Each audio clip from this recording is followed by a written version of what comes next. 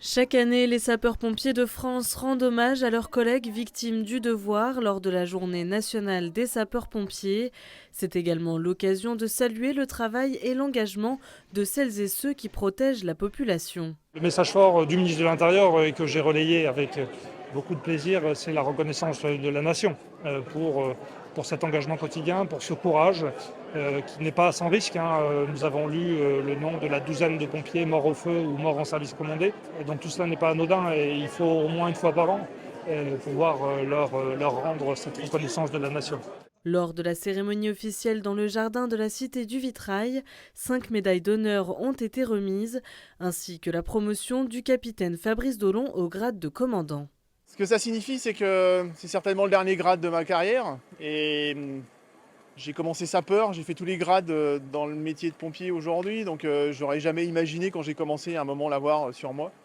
Donc c'est une fierté de mon parcours, parce que c'est des concours, c'est du travail, si on ne me l'a pas donné, je suis arrivé là après pas mal de travail, donc c'est une vraie fierté, je suis content de ce que j'ai réalisé. On va attendre des choses de moi différentes aujourd'hui, ou au moins un comportement encore plus exemplaire qu'avant. Cela faisait 25 ans que cette célébration n'avait pas eu lieu à Troyes.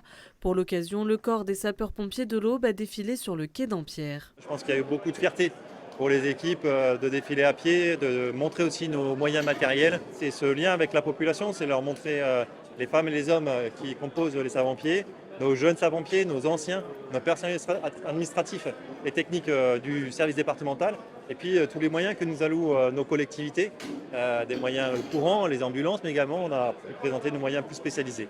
Parmi les annonces officielles, la candidature pour recevoir dans l'Aube le Congrès national des sapeurs-pompiers en 2028.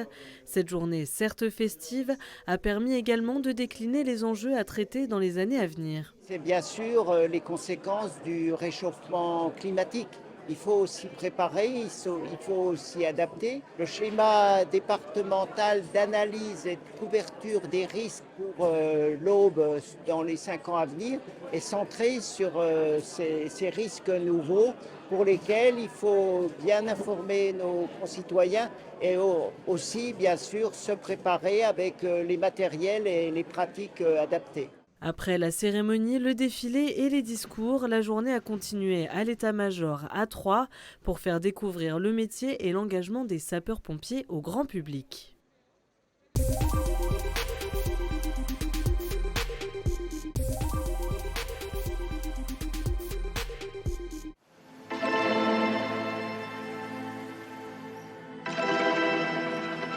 Le 22 mai dernier, un jury se déplace dans les rues de Fénétrange. L'objectif, évaluer sa candidature pour le label Petite Cité de Caractère. À cette occasion, le maire, confiant, nous expliquait l'importance de cette reconnaissance pour la commune. Ça m'a intéressé d'y candidater parce que il y a un public de touristes qui sont amateurs de ce label parce que il y a une exigence en termes d'urbanisme, il y a une exigence en termes de restauration du patrimoine bâti. Si on cherche une cité de caractère, une cité un peu hors norme, dans un écrin de nature, au calme, avec du patrimoine bâti et que ça ne fait pas peur de réinvestir du patrimoine bâti, c'est vraiment l'endroit où il faut venir. Et après quelques semaines d'attente, c'est désormais chose faite. Fénétrange obtient le label Petite Cité de Caractère et rejoint les plus de 250 communes françaises au patrimoine remarquable. C'est l'aboutissement d'une dizaine d'années d'efforts sur notre commune. On est vraiment ravis parce que c'est une très bonne décision, c'est un très bon résultat aussi.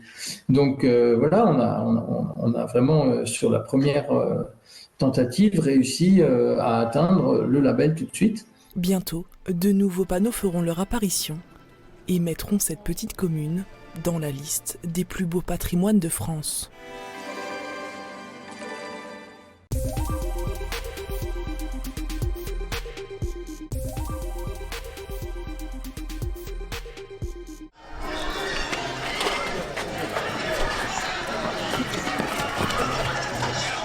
Une scène mythique sur la place du village à Vanier, celle de la bagarre pour faire revivre le temps d'un instant, le film culte de Robert Enrico et José Giovanni, Les Grandes Gueules. Et selon certains passionnés, on s'y croyait.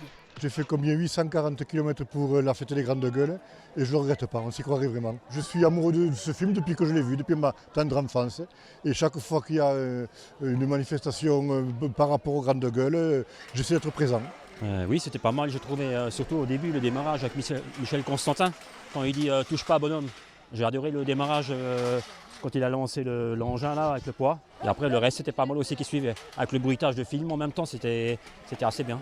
Manège, bagarre donc, métiers anciens avec démonstration de schlittage, tout y était. Et pour faire face quelques instants aux températures très excessives du week-end, certains rejoignaient le cinéma, qui a spécialement rouvert ses portes pour l'occasion après 2 ans de travaux, pour la projection du documentaire Le fabuleux destin des Grandes Gueules. C'était donc une véritable fête de village reconstituée en hommage au film, qui 60 ans après n'a visiblement pas pris une ride. On sent qu'il y a quand même un attachement de la part de la population, quel que soit l'orage, sur ce film qui est un film événement, où certains reconnaissent bien évidemment forcément derrière le village et de belles images derrière cela. Et puis ça fait partie de notre patrimoine culturel, donc derrière cela on souhaite vraiment le mettre en valeur. Moi je suis né dans ce village de Vanier, donc au départ c'est déjà une émotion pour moi. Mais c'est aussi une équipe d'hommes qui vivent une aventure qui est effectivement vraiment d'aujourd'hui, puisqu'en fait c'est des situations qu'on peut retrouver dans la vie d'aujourd'hui, alors que ça fait 60 ans que ça a été tourné. Ça m'a toujours attirée parce que je connaissais le film. C'est un film très intéressant. Ancien, 1965, mais résolument moderne. Quand il y a eu le film de tournée, j'étais gamin, j'habite Remiremont et je suis allé voir la Syrie à Célé en vélo. Donc c'est quelque chose, c'est des choses naturelles, c'est du terroir vosgien. Un 60e anniversaire fêté dignement pour ce film qui a marqué bien plus qu'une génération. Nombreux sont ceux qui étaient accompagnés de leurs enfants et petits-enfants pendant le week-end pour transmettre ce patrimoine cinématographique.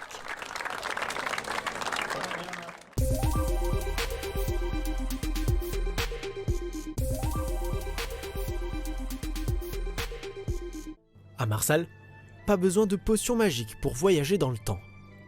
Pour la 5e édition de la fête gauloise, le musée du sel s'est retransformé en véritable village d'époque avec un campement grandeur nature.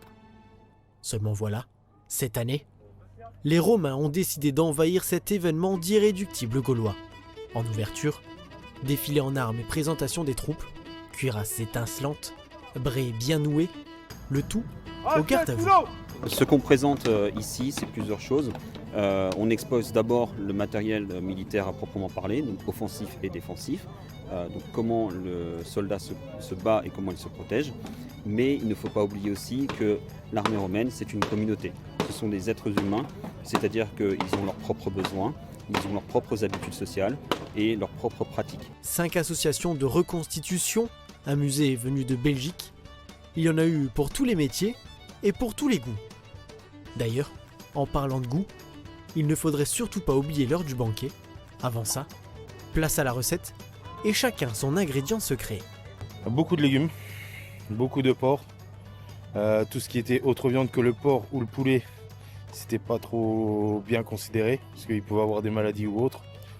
Mais c'était basé beaucoup sur du porc au niveau de la viande. La base de l'alimentation gauloise, c'est la lentille. Voilà, la légumineuse lentille. On va vraiment avoir cette base-là sur une grosse partie de l'alimentation. Évidemment, pas question de se laisser envahir sans représenter fièrement la Gaule. L'Hugo Géna remet au goût du jour le métier à tisser des médiomatrices, ancêtres des Mosellans. Le tissage aux cartes, c'est une technique ancienne qui est avérée depuis le néolithique et qui va être à la fusion des techniques de cordage et de tissage.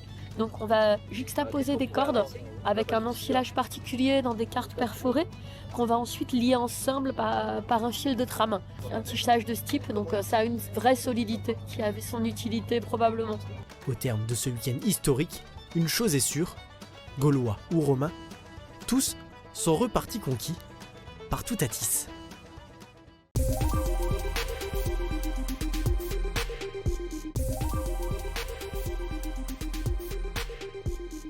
Pour apercevoir les 3 nouveaux élans de l'espace faune, il faut s'enfoncer dans la fraîcheur de la forêt.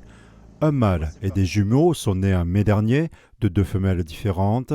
Depuis 1 mois, ils restent à l'écart sous la surveillance attentive de leur mère, Viola. Pour l'instant, leur journée, c'est manger, dormir et aller se baigner de temps en temps, puisque c'est des animaux qui vivent dans des milieux humides, dans des marais. Ils vont prendre un petit bain dans la mare et manger des herbes aquatiques en même temps. Les naissances sont pas forcément monnaie commune, donc d'avoir déjà un petit, c'est déjà pas mal. Nous, cette année, on en a 3, donc on s'en félicite. En France, seulement 6 parcs présentent des élans d'Europe. À l'espace faune, les équipes préparent déjà l'avenir de ces jeunes animaux.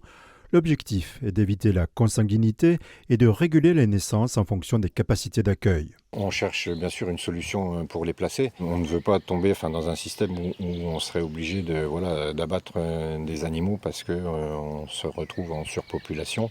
C'est pour ça que chez certaines espèces, comme par exemple les chevaux de Przewalski, les daims, les mouflons par exemple, nous avons pris que des groupes unisexes, des groupes de mâles ou des groupes de femelles, justement pour ne pas avoir de reproduction. D'autres naissances ont eu lieu récemment. 2 aurochs et une dizaine de faons ont vu le jour. En revanche, aucun petit bison n'est attendu, en cause leur forte présence dans les parcs animaliers. Le mâle du site a donc été stérilisé pour limiter la reproduction. On l'a fait un petit peu à contre-cœur. Alors c'est dommage, les visiteurs ne verront plus de petits bisons ici maintenant. Même si le bison est une espèce en conservation, est une espèce menacée, le problème est qu'en Europe, tellement de parcs ont de bisons que placer des petits bisons devient une chose très compliquée, voire quasi impossible. On n'est pas le premier parc à le faire non plus. Quel que soit leur âge, les visiteurs peuvent louer des jumelles à l'accueil pour mieux les observer tout au long du parcours ombragé. La fréquentation continue de progresser. Elle a doublé en 7 ans, atteignant un record de 20 000 visiteurs l'an dernier. Pour l'instant, les chiffres sont au beau fixe. Tous les visiteurs qui ressortent me disent qu'ils étaient quand même mieux qu'en plein soleil. Après, le petit bémol, c'est que les animaux font comme nous. Mais on peut les voir quand même, il n'y a pas de souci. En juillet et août, l'espace faune est ouvert tous les jours de 10h à 19h. Les tarifs varient entre 5 et 7 euros. Le temps de visite est libre sur un parcours de 2,5 km à l'ombre, idéal pour se protéger de la chaleur, tout comme les jeunes élans.